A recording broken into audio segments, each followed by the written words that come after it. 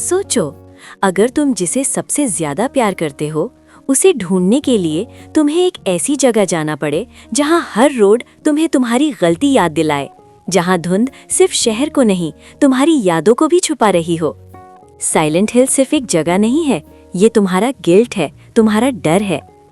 और जब प्यार और सच आमने सामने आ जाए तो बताओ, तुम सच चुनोगे या वो झूठ जो तुम्हें जिंदा रखता है। मूवी की शुरुआत होती है जेम्स के साथ, जो एक हाईवे पर बहुत तेज ड्राइव कर रहा होता है। गाड़ी के स्पीकर्स फुल वॉल्यूम पर हैं, म्यूजिक ब्लास्ट हो रहा है और जेम्स सिगरेट पे सिगरेट फूंक रहा है, जैसे उसे अपनी लाइफ की कोई परवाह ही नहीं। लेकिन अचानक एक सेकंड के अंदर सब कुछ बदल जाता है। जेम्स का कंट्रोल ऑलमोस्ट छूट जाता है और वो सीधा एक ट्रक से हेड ऑन क्रैश करने वाला होता है। बस थोड़ी सी देर और होती तो सब खत्म। इसी केओस के बीच अचानक एक यंग लड़की रोड के बिल्कुल बीच आ जाती है। Worst possible moment. जेम्स की गाड़ी उसे जंप करने पर मजबूर कर देती है। वो बच तो जाती है, लेकिन उसके सूटकेसेस रोड पर गिर जाते हैं और उसका सामान पूरी तरह खराब हो जाता है। और ऊपर से बुरा ये होता है कि जो बस उसके लिए रुकी होती है वो उसके बिना ही निकल जाती है। लड़की स्ट्रैंडेड हो जाती है, अकेली, कंफ्यूज्ड और ब्रोकन लगेज के साथ। वो लड़की सिटी शिफ्ट होने जा रही होती है, लेकिन अब टूटे हुए सूटकेसेस के साथ उसका प्लान फेल हो चुका होता है। अब उसके पास सिर्फ एक ही ऑप्शन होता है, वापस साइलेंट हिल लौटना। जेम्स को समझ आ जाता है कि ये सब उसकी वजह से हुआ है। गिल्ट उसके फेस पर क्लियरली दिख रहा होता है। वो लड़की से कहता है कि मैं तुम्हारी हेल्प करूंगा, तुम्हें राइड दे देता हूँ। लेकिन लड़की हेसिटेट करती है। वो जेम्स पर ट्रस्ट नहीं करती, और ऑनेस्टली कौन करता। जेम्स फिर भी इंसिस्ट करता है। वो कहता है मैं यहीं खड़ा रहूंगा जब तक तुम सेफ नहीं हो जाती। आखिरकार लड़की मान जाती है। जैसे ही जेम्स उसके बैग्स उठाने लगता है, अचानक एक तेज हवा चलती है। एनवायरनमेंट वियर्ड हो जाता है, एयर हैवी लगने लगती है। लड़की अपना नाम बताती है, मैरी, और कहती है कि जब भी कोई साइलेंट हिल के करीब आता है ऐसा ही होता है, जैसे वो जगह खुद लोगों को वेलकम करती हो। और जैसे जैसे टेंशन बिल्ड होती है, सीन सडनली कट हो जाता है। ये सब रियल नहीं होता, ये सिर्फ जेम्स के दिमाग का एक इल्यूजन होता है। रियलिटी ये होती है कि जेम्स एक बार में बैठा होता है, पूरी तरह ड्रंक। उसकी लाइफ बिल्कुल मेस बन चुकी होती है। उसका फोन बार बार रिंग कर रहा होता है, लेकिन वो इग्नोर करता रहता है। उसकी कंडीशन इतनी बुरी होती है कि बार स्टाफ भी नोटिस कर लेती है। जेम्स सीधा खड़ा भी नहीं हो पा रहा। सिक्योरिटी गार्ड्स उसे बाहर निकालने की कोशिश करते हैं। जेम्स रेजिस्ट करता है, आर्ग्यू करता है, लेकिन एंड में गार्ड्स उसे घसीटकर बाहर फेंक देते हैं, बिल्कुल कचरे के पास। फोन अभी भी रिंग कर रहा होता है। इस बार जेम्स कॉल उठा लेता है। दूसरी तरफ होती है उसकी साइकोलॉजिस्ट, जो उसे डांट रही होती है। वो कहती है कि कल उनकी अपॉइंटमेंट है और वार्न करती है कि जेम्स मिस ना करे। जेम्स की आवाज कमजोर होती है, जैसे सालों का दर्द उसके गले में अटक गया हो। कुछ देर बाद जेम्स किसी तरह घर पहुंचता है, फिजिकली और इमोशनली दोनों तरह से कंप्लीटली ड्रेन्ड। घर में एंटर करते ही उसे मैरी का लेटर मिलता है। लेटर में लिखा होता है कि कुछ बहुत बुरा हो गया है और मैरी को जेम्स की जरूरत है। बस यहीं से जेम्स का डिसीजन फाइनल हो जाता है। वो बिना सोचे समझे साइलेंट हिल जाने का फैसला कर लेता है। बारिश हो रही होती है, हैवी रेन, बिल्कुल जेम्स के मूड की तरह। वो ड्राइव करता रहता है, सिर्फ मैरी के बारे में सोचते हुए। जेम्स के लिए मैरी सिर्फ एक औरत नहीं, वो उसकी जिंदगी है। ड्राइव करते करते एग्जॉशन उस पर हावी हो जाती है और जेम्स स्टीयरिंग व्हील पर ही सो जाता है। जब आंख खुलती है तो वो खुद को एक रोड साइड बाथरूम के पास पार्क्ड पाता है। मिरर में अपनी शक्ल देखता है, थका हुआ, ब्रोकन, ग्रीफ से भरा हुआ। वो मैरी का लेटर दोबारा पढ़ता है, जैसे खुद को कन्विंस कर रहा हो कि ये सब रियल है। उसे साइलेंट हिल के वो पुराने अच्छे पल याद आते हैं मैरी के साथ। लोग उसे बार बार कहते हैं कि मूव ऑन कर जाओ, मैरी को छोड़ दो, लेकिन जेम्स नहीं छोड़ पाता। उसे लगता है मैरी अभी भी उसका इंतजार कर रही है। जेम्स और गहरा साइलेंट हिल के अंदर ड्राइव करता है। रास्ते में उसकी मुलाकात होती है एंजेला नाम की एक यंग लड़की से। एंजेला उससे एक बैग उठाने में हेल्प मांगती है और दोनों साथ चलने लगते हैं। एंजेला कैजुअली कहती है कि यहाँ बहुत ज्यादा बारिश होती रहती है, लेकिन जेम्स को महसूस हो चुका होता है कि साइलेंट हिल में सिर्फ बारिश नहीं होती, यहाँ दर्द गिरता है। और यहीं से साइलेंट हिल का असली नाइटमेयर शुरू होता है। जेम्स मैरी का नाम लेता है और एंजेला से पूछता है कि क्या उसने मैरी को देखा है। एंजेला का एक्सप्रेशन तुरंत सीरियस हो जाता है। वो उसे वार्न करती है, तुम उसे यहाँ नहीं ढूंढ पाओगे। एंजेला कहती है कि जब यहाँ का पानी कंटामिनेटेड हो जाता है तो लोग शहर छोड़ देते हैं, क्योंकि साइलेंट हिल के पानी के साथ हमेशा बुरी चीजें आती हैं। एंजेला अपना इंट्रोडक्शन देती है और कहती है कि अगर जेम्स जिसे ढूंढ रहा है वो ना मिले तो वो यहीं उसका वेट करेगी। जेम्स आगे बढ़ता रहता है और जैसे जैसे वो शहर के अंदर जाता है उसके दिमाग में मैरी के साथ बिताए हुए पल फ्लैशबैक की तरह चलने लगते हैं। वो हर वो मोमेंट याद करता है जब साइलेंट हिल डार्क और कर्स्ड नहीं था, बल्कि एक वार्म और वेलकमिंग जगह हुआ करता था। जेम्स को याद आता है कि उसने मैरी से वादा किया था कि एक दिन वो दोनों यहीं शिफ्ट हो जाएंगे, लेकिन मैरी हमेशा डर जाती थी। उसे लगता था कि अगर जेम्स ने उसके बारे में कोई गहरा सच जान लिया तो शायद वो उसे छोड़कर चला जाए। जेम्स हमेशा उसे रियश्योर करता था कि कुछ भी हो जाए मैं तुम्हें नहीं छोड़ूंगा। लेकिन अब जब वो और गहरा शहर के अंदर चलता है, एक अजीब सी ड्रेड उसके दिल में बैठ जाती है। साइलेंट हिल अब बिल्कुल बदल चुका होता है। टूटी हुई बिल्डिंग्स, हर जगह कचरा और एक ऐसा सन्नाटा जैसे शहर खुद कह रहा हो, यहाँ से चले जाओ। फिर भी डर होने के बावजूद जेम्स रुकता नहीं। थोड़ी देर बाद उसे एक वार्निंग साइन दिखता है, डेंजर अहेड। लेकिन जेम्स उसे इग्नोर करता है और एक तंग अंधेरी एली में घुस जाता है। वो जोर से आवाज देता है, कोई है यहाँ? कोई जवाब नहीं आता। अचानक एक टनल के अंदर से म्यूजिक सुनाई देता है। जेम्स उस आवाज को फॉलो करता है और देखता है कि वहाँ एक रेडियो पड़ा हुआ है और उसके पास एक बॉडी जमीन पर पड़ी होती है जो एक शीट से ढकी हुई होती है। जैसे ही जेम्स शीट हटाने वाला होता है, हवा में अजीब नॉइजेस गूंज जाती हैं। अचानक वो आदमी उठकर जेम्स को पकड़ लेता है और चिल्लाते हुए कहता है, आगे मत जाना, इस शहर में कर्स्ड चीजें हैं। इसी मोमेंट पर जेम्स का फोन फिर रिंग करने लगता है। कॉल होती है उसकी साइकोलॉजिस्ट की, जो गुस्से में होती हैं क्योंकि जेम्स ने अपॉइंटमेंट मिस कर दी होती है। जेम्स उसे बताता है कि वो साइलेंट हिल में है और यहाँ कुछ बहुत गलत हो रहा है, लेकिन साइकोलॉजिस्ट उसकी बात पर यकीन नहीं करती और कहती है कि तुरंत वापस आ जाओ। जेम्स फ्रस्ट्रेशन में कॉल काट देता है। तभी उसकी नज़र एक नियर बाय शॉप की जलती हुई लाइट पर पड़ती है। वो शॉप के अंदर जाता है, उम्मीद कि शायद कुछ यूजफुल मिल जाए। अंदर जाते ही मैरी की यादें उस पर टूट पड़ती हैं। उसे याद आता है जब मैरी ने उसे साइलेंट हिल के लोगों से मिलवाया था। लोग कहते थे कि मैरी की फैमिली ने ही इस शहर को बसाया था। वो लोग पूरे यकीन से कहते थे कि एक दिन जेम्स भी यहीं का हो जाएगा। लेकिन अचानक एक दिल चीर देने वाली स्क्रीम उस मेमोरी को तोड़ देती है।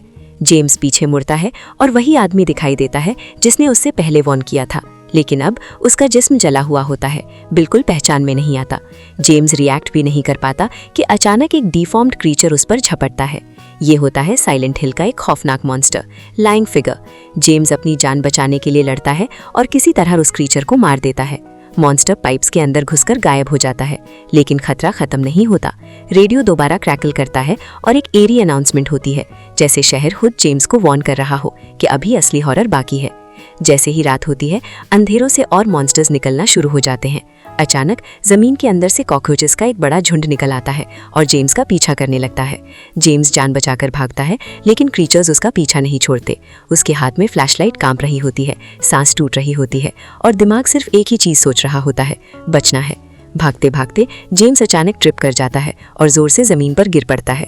उठते हुए उसकी आंखों के सामने अनगिनत ग्रोटेस्क क्रीचर्स नजर आते हैं, टेढ़े मेढ़े जिस्म, अजीब शेप्स, हर डायरेक्शन से उसे घूरते हुए, हर तरफ से डेंजर। पूरे पैनिक में जेम्स एक घर के अंदर घुस जाता है और दरवाजा जोर से बंद कर देता है। इस वक्त के लिए वो सेफ होता है, लेकिन साइलेंट हिल में सेफ्टी सिर्फ एक इल्यूजन होती है और ये नाइटमेयर अभी शुरू हुआ है। घर के अंदर जाते ही जेम्स को एक भयानक रियलाइजेशन होती है। ये घर मैरी का घर है। यहाँ की हर दीवार, हर चीज जेम्स के पास्ट को उसके मुंह पर मार रही होती है। अचानक उसके कानों में मैरी की आवाज गूंजती है, जैसे वो उसे बुला रही हो। लेकिन डर जेम्स को पीछे नहीं, आगे ढकेल देता है। वो घर को एक्सप्लोर करता रहता है और एक कमरे में उसे एक वीडियो टेप मिलती है, जिसकी डेट होती है जून 2017।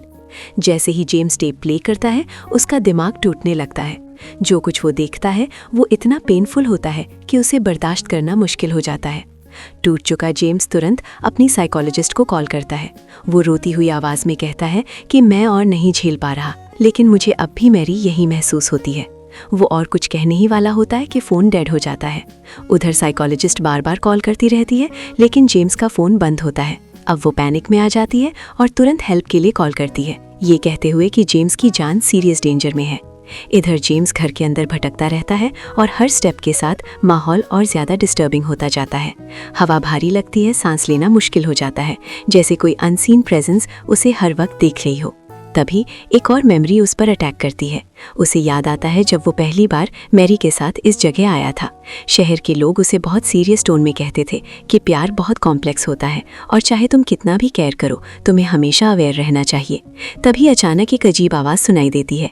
लोकल लोग बिना कुछ कहे एक दूसरे को देखते हैं और चुपचाप वहाँ से चले जाते हैं। जेम्स हैरान होता है और कहता है कि ये लोग इतनी अचानक कहाँ से आ गए। मैरी हल्की सी मुस्कान के साथ बताती है कि ये लोग स्ट्रेंजर्स नहीं हैं। वो कहती है ये सब मेरी फैमिली है। मैरी बताती है कि जब उसके फादर की डेथ हुई थी तो किसी ने भी उनका साथ नहीं छोड़ा और तब से वो सब हमेशा साथ रहे। फिर मैरी जेम्स को एक पोर्ट्रेट दिखाती है। वो पिक्चर होती है उसके फादर की और इसी मोमेंट पर स्टोरी वापस प्रेजेंट में आ जाती है। जेम्स एक उल्टी जैसी आवाज़ सुनता है और आगे बढ़ता है। वहाँ उसे एक आदमी मिलता है जो कड़वी सी हंसी के साथ कहता है, तुम बाकी सबकी तरह बीमार क्यों नहीं हो। जेम्स बताता है कि वो किसी को ढूंढ रहा है और उसे लगता है कि शायद वो हॉस्पिटल में होगी। आदमी उस पर हंसी उड़ाता है और कहता है, वहाँ अब कोई नहीं बचा। उसका नाम होता है एडी। एडी जेम्स को बताता है कि साइलेंट हिल के साथ क्या हुआ, कंटामिनेशन, कभी ना रुकने वाली बारिश और वो अजीब क्रीचर्स जिन्होंने पूरे शहर को बर्बाद कर दिया। फिर एडी अपनी शर्ट ऊपर करता है और अपने जख्म दिखाता है। ये प्रूफ होता है कि ये सब सिर्फ कहानी नहीं, रियल है। तभी अचानक एक बेबी के रोने की आवाज़ आती है।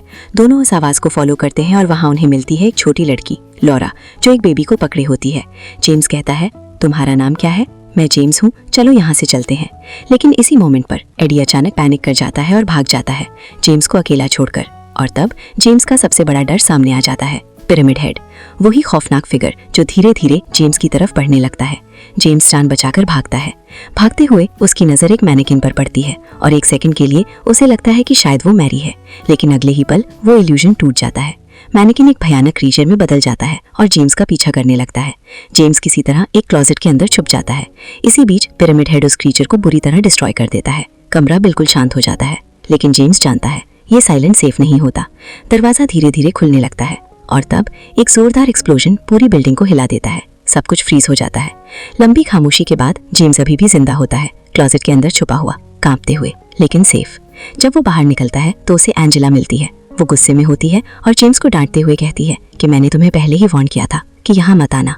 एंजेला गहरी सांस लेकर कहती है, ये जगह बहुत खौफनाक राज छुपाती है, ऐसे सीक्रेट्स जो कभी बाहर नहीं आने चाहिए। वो जेम्स को बताती है कि कुछ ट्रूथ्स इतनी डार्क होती हैं कि उन्हें जानना ही इंसान को तोड़ देता है। वो साफ वर्ड्स में कहती है, तुम जो भी कर लो, मुझे बचाने के लिए कभी काफी नहीं होगा। और याद रखना, साइलेंट हिल हेल से भी ज्यादा बुरी जगह है। ये सुनकर जेम्स के अंदर पैनिक एक्सप्लोड हो जाता है। वो बिना सोचे समझे बस भागना शुरू कर देता है। ना डायरेक्शन, ना प्लान, बस भागता जाता है। इसी दौरान उसकी मुलाकात दोबारा लॉरा से होती है। लॉरा उसे अपनी बेबी डॉल दिखाती है और कहती है, ये मेरी ने मुझे दी थी। मेरी का नाम सुनते ही जेम्स का दिल जोर से धड़क उठता है।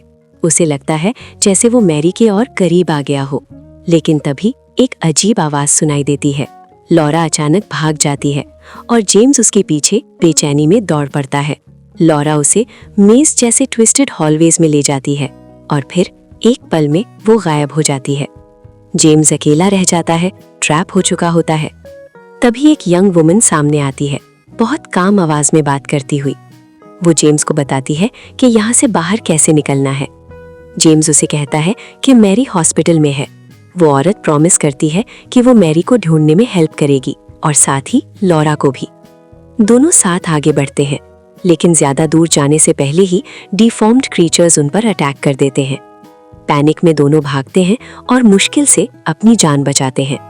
जब वो स्ट्रीट पर निकलते हैं, जेम्स फिर से मेमोरीज में डूब जाता है। उसे याद आता है जब मैरी, जिसे अपनी फैमिली कहती थी, वो लोग उसे एक अजीब जगह लेकर गए थे। जेम्स ने छुपकर उनका पीछा किया था। वो मैरी को एक हिडन डोर तक ले गए जो जमीन के नीचे बहुत गहरी बेसमेंट में जाता था। हाथ में फ्लैशलाइट लिए जेम्स नीचे उतरता गया, अंधेरे में डूबता हुआ। उसे नहीं पता था नीचे क्या होने वाला है। तभी प्रेजेंट में औरत की आवाज उसे वापस लाती है। वो कहती है, हॉस्पिटल यहीं पास में है। अंदर जाकर उसे एक रेडियो मिलता है जिसमें मैरी की रिकॉर्डेड आवाज होती है। फिर वो औरत एक बहुत डिस्टर्बिंग बात बताती है। वो कहती है कि सालों पहले वेटरन्स का एक रिलीजियस ग्रुप बना था जिसे जोशुआ नाम के आदमी ने स्टार्ट किया था।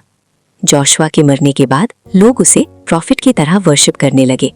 और सबसे शॉकिंग बात, जोशुआ की बेकी ही वही लड़की है जिसे वो ढूंढ रहे हैं। जेम्स फिर से अपनी मेमोरी में खिंच जाता है। उसे याद आता है जब वो उस बेसमेंट में गया था।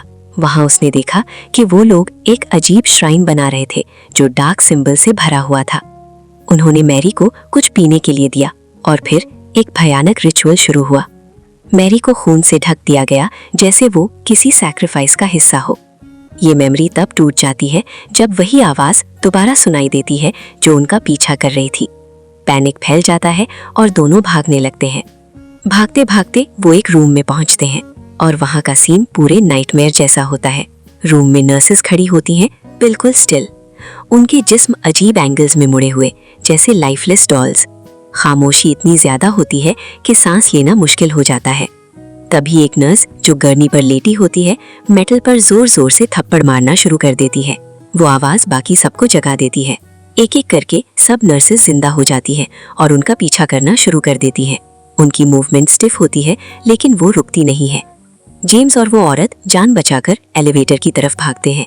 जैसे ही डोर्स बंद होने वाले होते हैं, जेम्स पीछे मुड़कर क्रीचर्स का सामना करता है ताकि उसे टाइम मिल सके। लेकिन लास्ट सेकंड पर एक नर्स एलिवेटर के अंदर घुस जाती है और उस औरत पर अटैक कर देती है। वो बहुत बुरी तरह इंजर्ड हो जाती है। एलिवेटर चलती है लेकिन अचानक रुक जाती है। लिफ्ट फंस चुकी होती है। जेम्स जबरदस्ती डोर्स खोलता है और ब्लीडिंग रोकने की कोशिश करता है लेकिन कोई फायदा नहीं होता। जख्म बहुत गहरा होता है। कांपते हुए वॉइस में वो औरत कहती है, मुझे पता है तुम मुझे ऐसे क्यों देखते हो, क्योंकि मैं बिल्कुल मैरी जैसी दिखती हूँ। जेम्स उसे भीख मांगता है कि वो जिंदा रहे जब तक वो मैरी को ढूंढकर वापस आता है। जाने से पहले वो औरत उसे एक प्रॉमिस करवाती है, अगर तुम मैरी को नहीं ढूंढ पाए तो हम दोनों साइलेंट हिल छोड़कर कभी वापस नहीं आएंगे। जेम्स हाँ कह देता है और जब वो वहां से चलता है तो उसके कंधों पर उस प्रॉमिस का वजन बहुत भारी होता है। हॉलवे में चलते हुए जेम्स की फिर से मुलाकात लॉरा से होती है। वो उसे अपनी डॉल दिखाती है लेकिन अब वो डॉल रियल जिंदा बेबी जैसी लग रही होती है। लॉरा उदास आवाज में कहती है, इसे कोई प्यार नहीं करता, बिल्कुल वैसे ही जैसे किसी ने मैरी को प्यार नहीं किया। उसके बाद वो जेम्स को जल्दी करने को कहती है। टाइम खत्म हो रहा है और उसे रूम 318 तक ले जाती है। डोर बंद होता है और जेम्स अकेला रह जाता है। जेम्स जैसे ही अंदर जाता है उसके सामने एक भयानक ग्रोटेस्क क्रीचर खड़ा होता है। वो क्रीचर खून से टपक रहा होता है, बिल्कुल वैसे ही जैसे कभी मैरी टपकती थी। उसके 4 हाथ होते हैं और वो जेम्स को आसानी से पकड़ लेता है। जेम्स जितनी भी कोशिश करे वो खुद को छुड़ा नहीं पाता। इसी बीच लॉरा की आवाज़ गूंजती है, ठंडी, बे इमोशन, सिर्फ तब वापस आना जब तुम वाकई रेडी हो। अचानक जेम्स की आंख खुल जाती है। सब कुछ खत्म लगता है। वो खुद को साइलेंट हिल के हॉस्पिटल में पाता है। रूम ठंडा है, खामोश और अनरियल। तभी उसकी थेरेपिस्ट आती है और शांत आवाज में वो सच बोलती है जिसे जेम्स भाग रहा था। तुम्हें उसे छोड़ना होगा। मैरी महीनों पहले मर चुकी है और तुम कुछ भी कर लो, ये सच नहीं बदल सकता। जेम्स फिर से ड्रीम में चला जाता है। वो मैरी के सामने खड़ा होता है। वो उसे बताता है कि उसने सब देखा था, बेसमेंट, रिचुअल, सब कुछ। वो मैरी से कहता है कि उसके साथ चले, उस डोर के पार, इस नाइटमेयर से बाहर। मैरी उदास मुस्कुराकर कहती है, मुझे पता है तुम डर गए थे। वो उस दिन की याद दिलाती है जब जेम्स ने उसे भागते हुए पकड़ा था। उसने वार्न किया था कि कुछ सीक्रेट्स जानने के लिए नहीं होते। जेम्स ने प्रॉमिस किया था कि कोई भी सच उनके प्यार को नहीं बदलेगा। लेकिन जब वो पल आया, जेम्स मुड़ गया और मैरी को वहीं छोड़ दिया। जेम्स जैसे ही वहां से चलता है, हर तरफ लोग खिड़कियों से देख रहे होते हैं, बिल्कुल जजेस की तरह। साइकोलॉजिस्ट एक्सप्लेन करती है कि मैरी उनके ब्रेकअप के बाद मर गई थी। जेम्स कभी ये एक्सेप्ट नहीं कर पाया। मैरी के मरने पर उसने सिर्फ उसे नहीं खोया, उसने रियलिटी पर अपना कंट्रोल भी खो दिया। उसका दिमाग गम के साथ टूट चुका था। अगले दिन जेम्स अपने डॉक्टर से बात करता है। बहुत हल्की आवाज में कहता है, काश मैं उसे डिसअपॉइंट ना करता।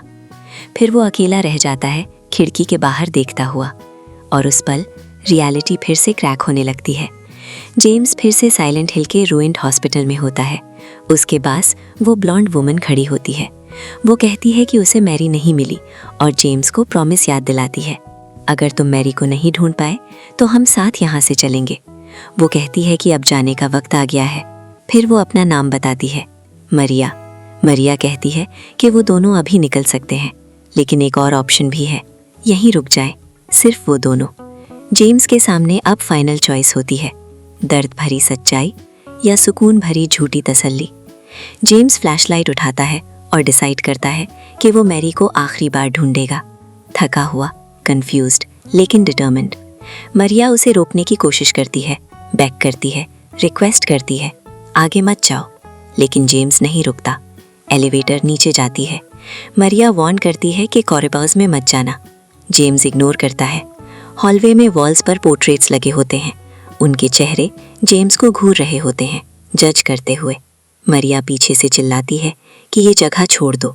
उसकी आवाज़ और डेस्परेट होती जाती है और फिर जेम्स टूट जाता है। वो गुस्से में कहता है, मैरी जिंदा है और तुम एग्जिस्ट ही नहीं करती। यहीं पर फिल्म का साइकोलॉजिकल हॉरर अपने पीक पर पहुंच जाता है। जेम्स अपने कानों पर हाथ रख लेता है। वो कुछ भी सुनना नहीं चाहता। वो वहीं खड़ा रहता है, बिल्कुल स्टिल, बस पिरामिड हेड का इंतजार करता हुआ कि आए और सब कुछ खत्म कर दे। उसकी प्रेजेंस ठंडी है, बेरहम, जैसे मौत खुद सांस ले रही हो। इसके बाद हम जेम्स को देखते हैं जो एंडलेसली ड्राइंग कर रहा होता है। वो पूरी तरह रियलिटी से डिस्कनेक्ट हो चुका होता है। उसका दिमाग और ज्यादा टूटता जाता है, यहाँ तक कि वो पानी में गिर जाता है। थका हुआ, टूटा हुआ वहीं पड़ा रहता है। उसके सामने आग भड़क उठती है। आग के बीच से वो लॉरा को देखता है। लॉरा पूछती है, क्या तुम अब तैयार हो उसका सामना करने के लिए? वो जेम्स से कहती है कि मैरी का पूरा नाम बोलो। यादों की धुंध में जेम्स को याद आता है मैरी की कब्र पर लिखा हुआ नाम, और वो उसे जोर से बोल देता है। लॉरा सिर हिलाती है। अब वक्त आ गया है। जेम्स आग से घिरे हुए एक हॉलवे से गुजरता है और एक कमरे में एंटर करता है। वहां उसे एंजेला मिलती है। एंजेला टूट चुकी होती है। वो कहती है कि वो कभी एस्केप नहीं कर सकती। उसे हमेशा लगता है जैसे कोई उसे छू रहा हो। अचानक बेड से हाथ निकलना शुरू हो जाते हैं और उसे बार बार पकड़ने लगते हैं। जेम्स मदद के लिए हाथ बढ़ाता है, लेकिन कुछ काम नहीं आता। आखिर में वो दोनों उस बेड के अंदर गिर जाते हैं और अंधेरा उन्हें निगल लेता है। जेम्स आगे बढ़ता है, एक ऐसी जगह जहां गर्मी बर्दाश्त के बाहर होती है, हवा तक जल रही होती है, और वहां वो सामना करता है एक भयानक मॉन्स्टर का जो मैरी का चेहरा पहने होता है। उसे देखते ही जेम्स टूट जाता है। आंखों से आंसू बहते हुए वो माफी मांगता है। अचानक वो क्रीचर आग में फट जाता है, तड़पता, चीखता, और बस आग रह जाती है। टूटा हुआ जेम्स जलते हुए हॉल्स में वापस आता है। आग के बीच से वो एक फेमिलियर शेप देखता है, मैरी जैसी लगती हुई। वो बिना सोचे उसके पीछे चल पड़ता है, साइलेंट हिल के और गहरे जहन्नुम में। लेकिन वहां कोई उसका इंतजार नहीं कर रहा होता, सिर्फ आग और राख। आखिरकार वो एक कमरे में एंटर करता है। सेंटर में एक बेड होता है जिसमें एक बॉडी शीट से ढकी होती है। जेम्स धीरे धीरे पास जाता है और तब समझ जाता है ये मैरी है। उसके दिमाग में साइकोलॉजिस्ट की आवाज गूंजती है, मैरी मर चुकी है और तुम्हें उसे छोड़ना होगा। जेम्स अकेला रह जाता है उस सच के साथ जिससे वो भागता रहा। उसे याद आता है आखिरी बार जब उसने मैरी को देखा था। दुनिया सफेद हो जाती है, शांत, जैसे वक्त रुक गया हो। मैरी के सामने खड़े होकर जेम्स माफी मांगता है। वो कहता है कि चाहे सब कुछ अलग होता, मैरी फिर भी बीमार होती, क्योंकि उसके फादर उसे जिंदगी भर धीरे धीरे पॉइजन करते रहे। कोई भी उसे रोक नहीं सकता था। टूटा हुआ जेम्स पूछता है, मैं तुम्हारी मदद कैसे कर सकता हूँ? मैरी गहरी उदासी के साथ कहती है, तुम ऑलरेडी जवाब जानते हो। वो बताती है कि उसकी पूरी जिंदगी दर्द और डर में गुजरी है। अब वो सिर्फ फ्री होना चाहती है। और फिर वो जेम्स से कहती है कि उसकी जिंदगी खत्म कर दे। वो कहती है कि वो और सफरिंग बर्दाश्त नहीं कर सकती। साइलेंट हिल के जहन्नुम में जेम्स आखिरकार उसे छोड़ देता है, न भागने के लिए बल्कि प्यार के लिए। वो सच को एक्सेप्ट करता है और उस बोझ को छोड़ देता है जो उसे कैद किए हुए था। वो मैरी को याद करता है जैसे वो वाकई थी, न दर्द न गिल्ट, बस वो औरत जिसके साथ उसने रियल पल जिए थे। हर हंसी, हर खामोश लम्हा, हर सुकून भरी याद। इस आखिरी विजन में मैरी फ्री होती है। वो जेम्स को माफ कर देती है, लेकिन जेम्स जानता है ये काफी नहीं है। चाहे मैरी माफ कर दे, जेम्स खुद को कभी माफ नहीं करेगा। वो अपने डर और कमजोरी को एक्सेप्ट करता है। वो मानता है कि जब मैरी को उसकी सबसे ज्यादा जरूरत थी, वो फेल हो गया। मैरी की बॉडी को उठाकर जेम्स उसे प्यार से कार की पैसेंजर सीट पर बिठाता है। बिना आंसू, बिना लफ्जों वो समुंदर की तरफ ड्राइव करता है।